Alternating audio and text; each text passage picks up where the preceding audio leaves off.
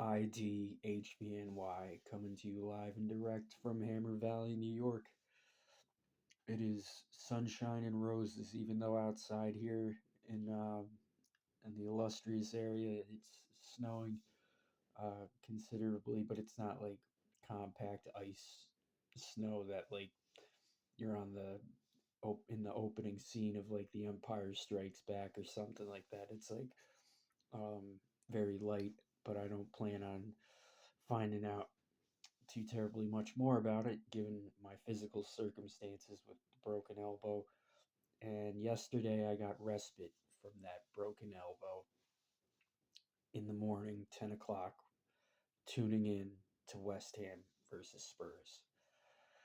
We need to keep Callum Wilson at all costs. Now, I tend to be, I'm a fan of Paqueta. I happen to like Paqueta. I like what he represents. I even like his style of football. You can throw tomatoes at me later, right? But if he goes, he goes, and we'll lose him for far. We're gonna lose him for less than what we got him for. Surprise, surprise. And it may feel like trampled potential in a way that we almost some of us felt towards Kudus leaving. Even though he was shrugging, playing with his head down, supposedly being triangulating in the backroom staff and like or between players. All the nonsense that club sources or sources close to the club say to do the old villainy scapegoat on a player when they're just have had it with playing Premier League football, which I think is what Paqueta is done with. And if he moves on and he goes on, you know, it is what it is. But there's one guy that we cannot afford to get rid of, and that's Callum Wilson. Nuno, Sullivan, I implore you guys.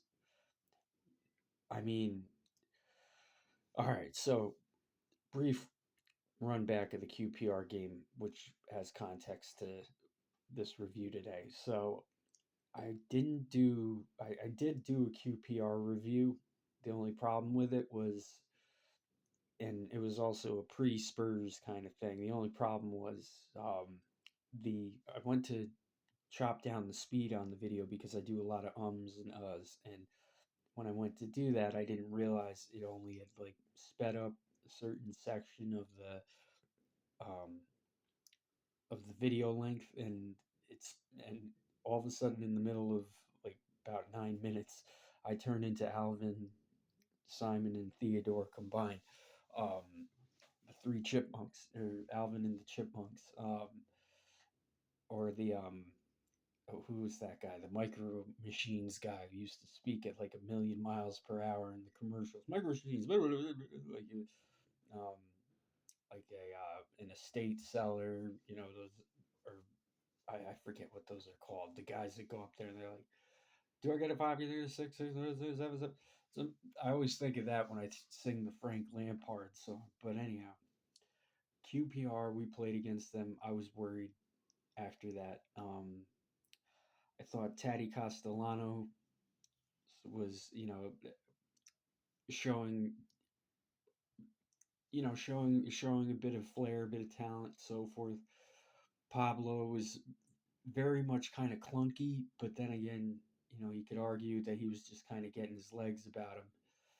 And if there's one thing that dude does, he's quick. He has longevity rather. Um, and boy, does he compliment Taty and kind of what he does in when he's in the striker position. And we definitely need another striker. We definitely need um, central central defending players as well. Um, Here I go with the ums, but anyhow, I watched the QPR game. I'm like, oh gosh, Somerville gets a goal. Believe that was off of an assist from Magasa. Um, and I think it was if I'm not, I might be incorrect, but I think it was considered. Yeah, no, it was a goal. I may be mixing it up with the Spurs yesterday, but something told me it was like an own goal type situation, which I could be wrong. Um, but then it went and um, it was just a clunky game, and very defensive, very laid back, very Nuno esque in the way we've seen in the past couple games leading up to. And after you had Dembele who did the assist to, was it Cone? Is that how you pronounce the dude's name? And that equalized things. And then of course we went into extra time in which Taty Castellanos from a Somerville assist uh, landed in a header. And I thought Ezra Myers was showing up in that game. I thought he looked good.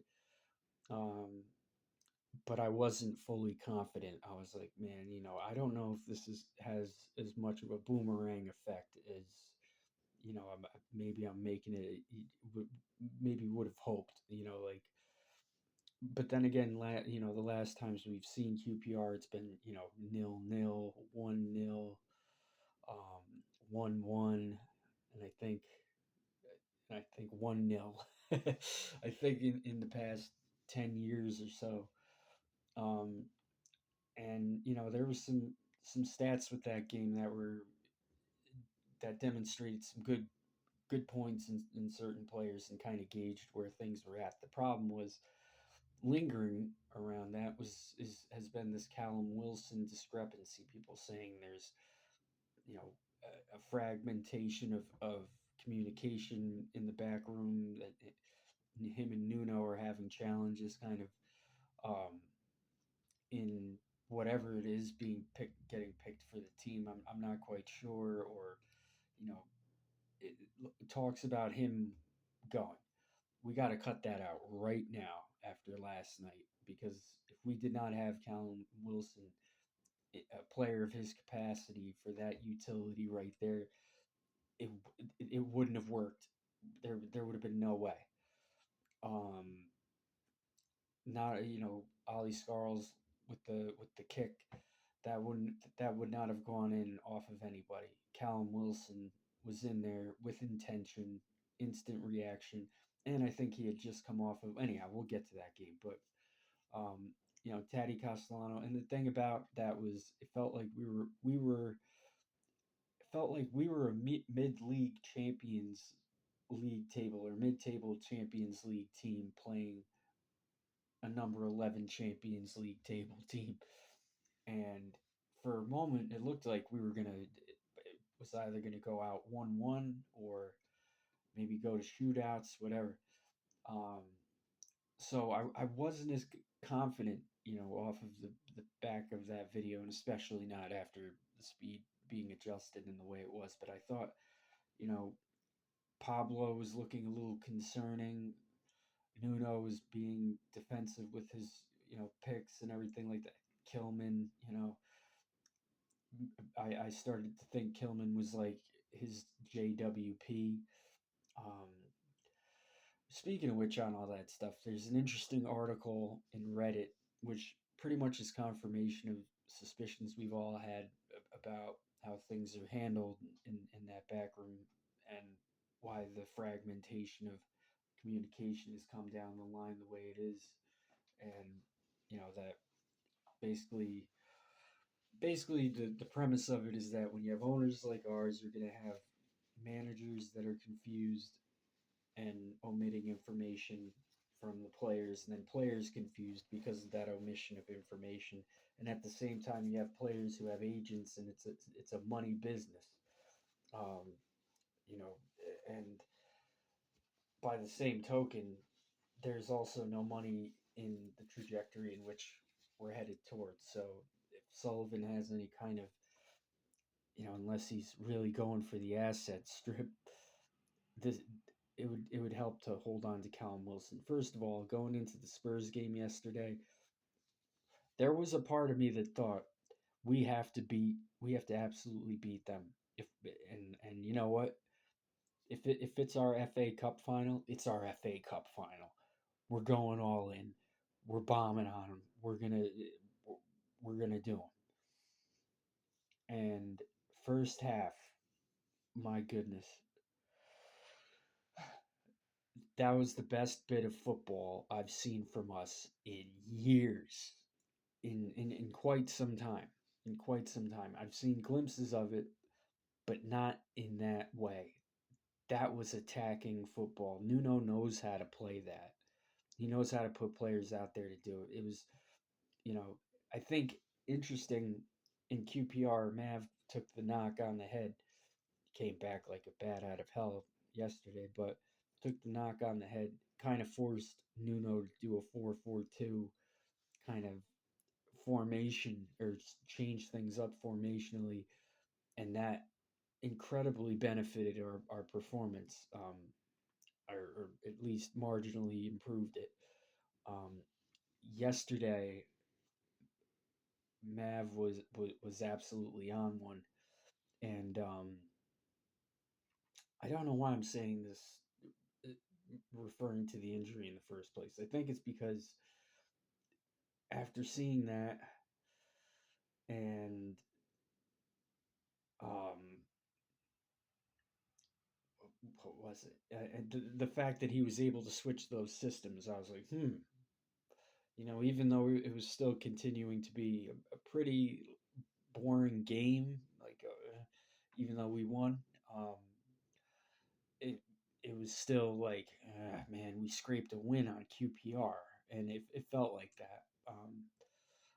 Everybody, individual performances were kind of varying to degrees of how good they were, but during Spurs first half, we were absolutely a unit. Um, I mean, the performances. You have Aaron Wan-Bissaka. He grew into the game. It looked like he started off a bit rusty, but then he started to dig in. I felt like Mav and Tadibo were just absolutely monstrous. Like, I mean, how quick was Tadibo? I saw him, like, I was watching the screen. He was recovering a ball, but he ran like from one end of the pitch to the other practically. Like, I mean, in like to keep it from going out of bounds. And he bolted. Like, I mean, I blinked an eye when I first was watching him. He was like all the way on the other side towards pitch side, and then on the other opposite end, I blink and he's right there, like recovering the ball. It was like it had to have been less than 5 seconds that he had made it that quick across. And man, that was speed. Oh my goodness. Tadibo is flash. Tadibo and Mav, he was getting in there, booting, booting the ball, but going for it, using his body, really doing well, really doing well. Of course, you had Scarles as well, who was making use of tight spaces, really working the tight spaces pretty okay. Um, he had a good performance. Then of course in the midfield, which I still think we need to improve in, and I still think there's some things defensively, and I'll get into that. But midfield, you had Fernandez, Socek, and Pablo, and yeah, and then you had what you call it, Somerville, Taty, Bowen. I feel like I'm forgetting somebody, and it's almost like Areola. How could I forget? Some of his saves yesterday were, like, I mean, you were they were like world class saves. Like there was something out of like watching, like he was firing, like or they were firing on him, and he was diving and getting it. He had that one bit of misfortune where Romero had that header, that bullet header, and he didn't. it was kind of tough at that point in time because we were in the second half. I mean, we came out no changes or anything like that, but um, it just wasn't things defensively. They had kind of grown into their own offensively, Spurs, and were starting to cut in and make attacks and things like that. And Frank also, I think he made some substitutions. I think it was Solanke, um, oh gosh, Basuma, and Spence. That's who it was. Yep, on their end. And I think even though people were attributing that to an improvement there was a bit of an improvement in their play. I think it did more detriment than good because at the end, Nuno did something. Despite all the back and forth and despite all the hubbub about, oh, if Callum Wilson doesn't want to be here, or Callum Wilson wants to be here, we got to keep him. All the controversies back and forth. This guy wants to be here, that guy doesn't. This guy thinks he's better than amidst all that noise. Nuno presses the Wilson button, and the Wilsonator. And as soon as I heard Wilson's coming on, the first thought in my head was, "We're gonna be okay. We're gonna win this. There's no way we're gonna lose this. There's no way we're gonna end on an equalizer. We're not or 1-1. There's no way we're gonna, you know, lose this. There's no way we're gonna get an equalizer. Wilson's coming on. Let him take the wheel. Just fire it in." And I think he had one crack at it, had a try at it, and I think it was a little bit far. I don't know. I can't remember. Did he have a shot and he missed first time, but then second time, of course, obviously, 93 minutes in the yeah, not in the 93rd, 94th minute, pretty much, with 2 minutes added stoppage time after that. Ollie Scarles gets a kick, fires it in. Wilson, I think, gets it off of a knee or like it bounces, it deflects off of something and looks like it's hitting his knee and then going at his feet, and then he's firing it in, and it just like in 2 seconds, like boom. And I just thought to myself, yep.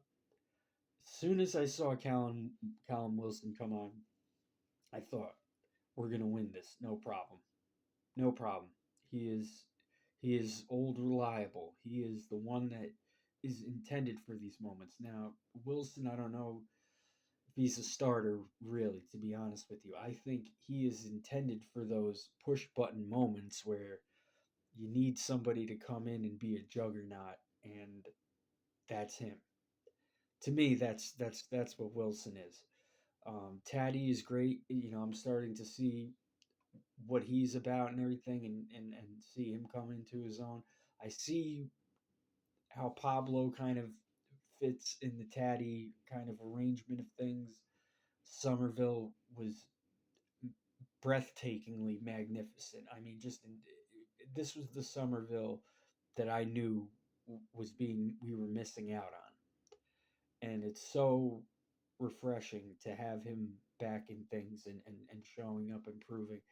Um, Bowen, I thought, even was more of a captain than usual. You know what I mean? Even though I shouldn't even say it like that, but Bowen was, when there were calls being made, refs and challenges and discrepancies, he was putting himself in the mix, and he was talking to players like, "Come on now," like he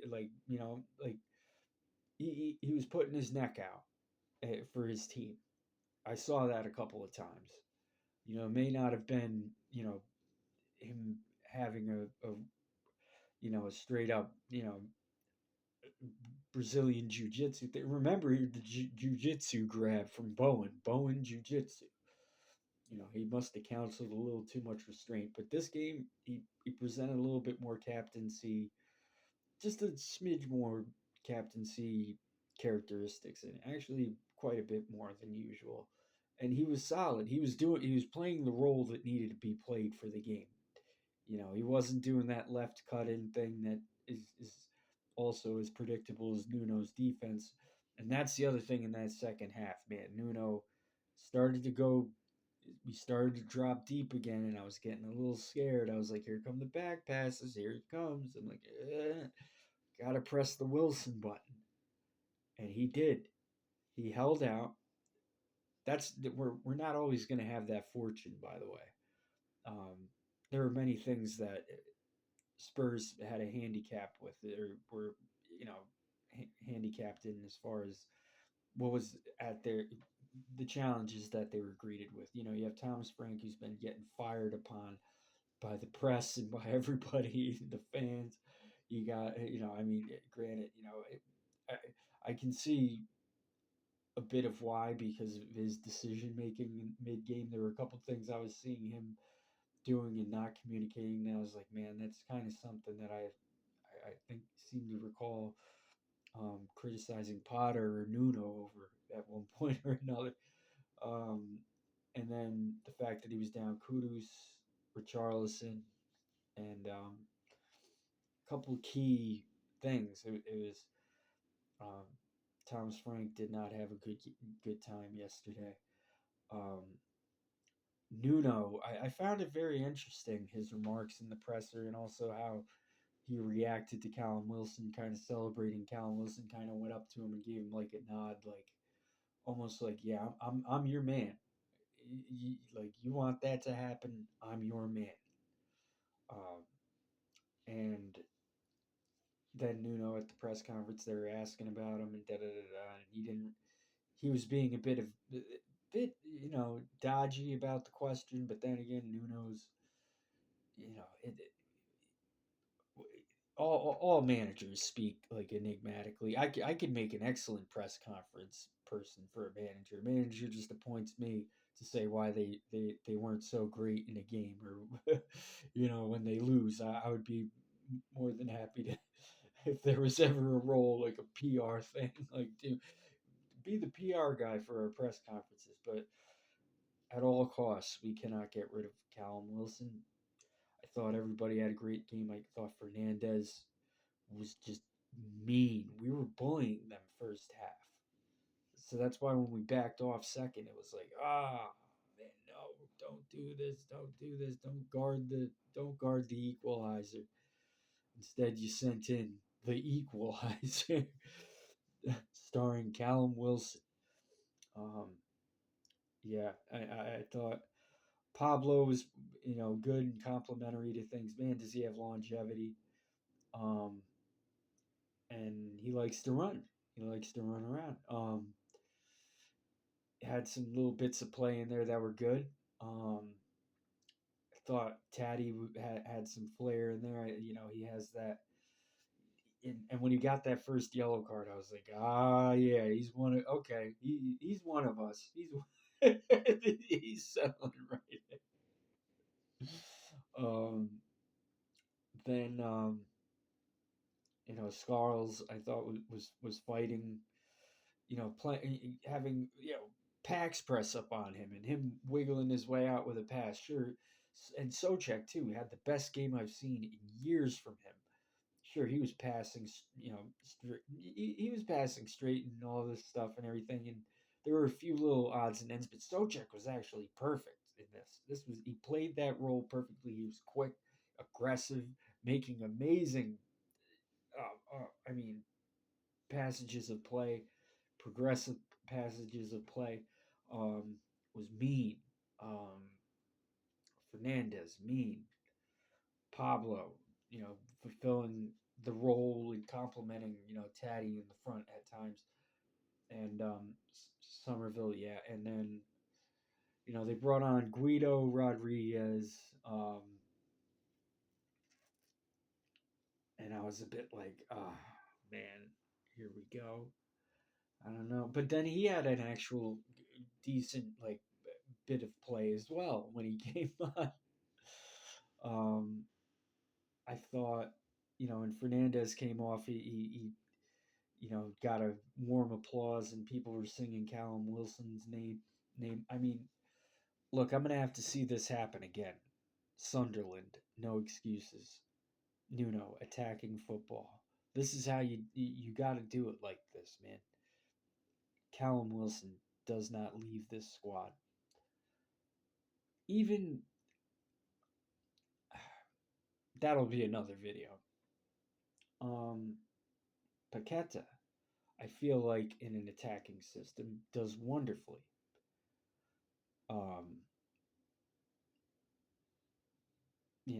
when played on the left and correctly. That's just my opinion, and maybe it's also because you know he, you know he could make some nice link up play and things like that. He was playing a very solid regimented past couple of games since the Billy Bonds, rest in peace Bonzo, controversy and all that stuff.